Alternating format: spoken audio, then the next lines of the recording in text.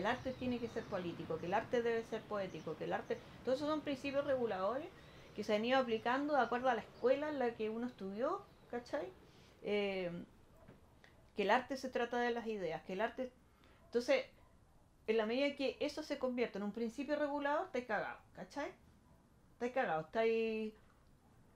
Como en esa conferencia de Duchamp, donde habla del coeficiente de arte, entonces dice que mientras más te distancias del plano original, la obra tiene un mayor coeficiente de arte, ¿cachai? Y eso, si funcionáis con un principio regulador, no hay distancia, po, ¿cachai? Siempre hay un principio y después luego en la obra hay una comprobación de ese principio, cualquiera que sea, incluso precario pero sensible, ¿cachai? Entonces yo creo que cualquier cosa que sea artísticamente correcta no me funciona. El paisaje me interesa porque no está hecho por el hombre. O sea, todo lo natural me interesa porque no está creado por nosotros. Y en la medida en que no está creado por nosotros contiene un misterio. Y ese misterio me resulta súper cautivador. Como primero el paisaje, empezar a mirarlo ya no como un escenario donde transcurren acciones humanas, sino que donde pasan cosas que nosotros incluso no vemos. Porque la gente, tú cachai que una no hay enfermedad, digamos, pero es como una afección que se llama la ceguera a las plantas. Y es la gente que no considera las plantas, no las ve, ¿cachai? Eh, sí ve los animales. Entonces, lo que marca esa ceguera, es que en el fondo la gente en los animales reconoce algo parecido a lo humano. ¿Cachai? Se mueven, miran, comen, como tiene una serie de mecanismos que lo hacen asimilables a uno. Pero las plantas no. Las plantas no se mueven, dice la gente, ¿cachai? Las plantas están ahí, no les pasa nada, a veces florecen, a veces no, pero es como algo demasiado distinto.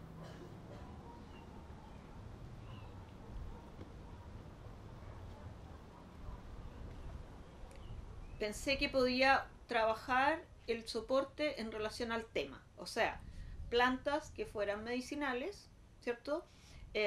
Pintadas sobre cajas de remedio.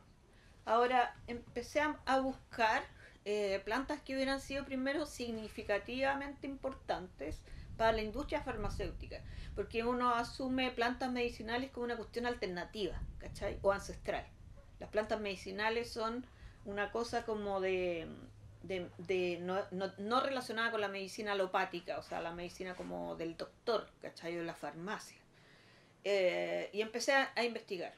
Y ahí como que me sorprendí mucho porque me di cuenta que había muchas plantas de partida que eran usadas hasta el día de hoy en la industria farmacéutica, muchas plantas que luego se sintetizaron y ahora se fabrican de manera artificial, digamos, no con elementos naturales, pero a partir de descubrimientos que venían de las plantas mismas, y plantas que son usadas en tratamientos para el cáncer, por ejemplo, ahora, ¿cachai?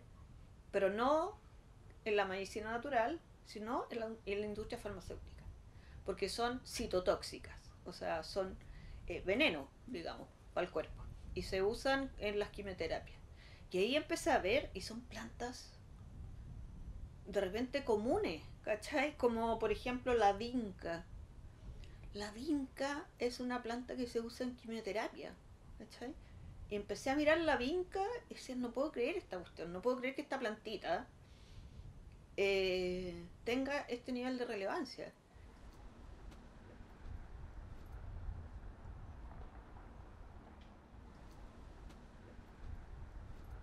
No sé si es por mi antecedente periodístico, pero me gusta mucho reportear la planta, ¿cachai? Buscar información y buscar imágenes que me expliquen la planta.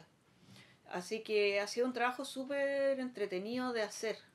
Difícil, absurdo, porque en el fondo estoy pintando sobre cajas de remedios como si fueran el lino más fino, belga, exclusivo, y es diferente, pues la caja es difícil, absorbe la pintura de otra manera, tiene accidentes, permite, o sea, permite que las cosas no resulten mucho más fácilmente.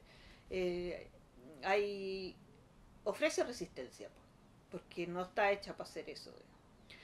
Ahora los fondos negros me permiten como destacar las plantas, pero al mismo tiempo pertenecen a una tradición de la iconografía como ilustración botánica de una época en que como que se puso de moda que las láminas botánicas, por ejemplo, decoraran las casas, y ahí los fondos eran negros. Entonces tienen como esa tradición que es gráfica, ¿sí? No pictórica. Y también me parecía que eran un súper buen recurso para destacar como lo que a mí me interesa, que es la silueta que forma, esta silueta irregular que forman las cajas, porque yo tengo que ensamblar las cajas, hacer como una especie de rompecabezas con las partes de las cajas, hasta formar un soporte. Y ese soporte tiene una irregularidad que me parece interesante porque se relaciona con lo orgánico, pero siempre, porque lo orgánico no es simétrico totalmente, ¿cierto? Tiene una estructura maravillosa, digamos, pero no es simétrico, tal como nosotros no lo somos, no es perfecto. Y esta irregularidad de las cajas y este desorden en el montaje me parecía que se relacionaban bien con lo orgánico, pero siempre revelando que es una cuestión mecánica, industrializada.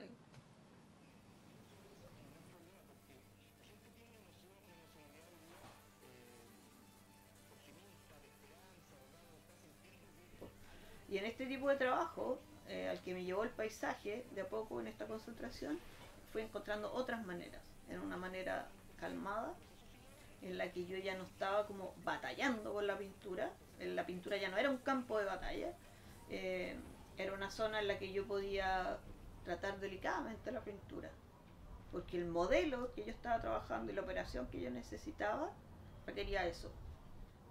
Me he dado cuenta que lo que más me gusta pintar ahora son frutos. Frutos, no frutas, sino que los frutos, como te mostré el fruto de la pasiflora, como eso, ¿cachai? O sea, todo eso que no se ve en la ceguera de las plantas, ¿cachai? O en la mirada común y corriente, que ve a la planta en su estado actual, o que tiene como un mensaje ya asimilado. Ah, esta planta después florece y se pone así, o sea, hay un cambio, pero cuesta seguir todo el ciclo. Y a mí una de las cosas que me gusta de este trabajo es que tú puedes entender cómo funcionan las cosas y ver, la planta en un momento y luego verla en otro momento y después seguir el ciclo, ¿cachai? Y ver cómo la planta, eh, tiene una flor, que esa flor cumple una función, que esa flor después se embaraza y da un fruto, ¿cachai? Y para mí simbólicamente eso es súper potente. Como una cosa se transforma en otra, renuncia a sí misma porque la flor desaparece, ¿cachai? Renuncia a sí misma para producir otra cosa.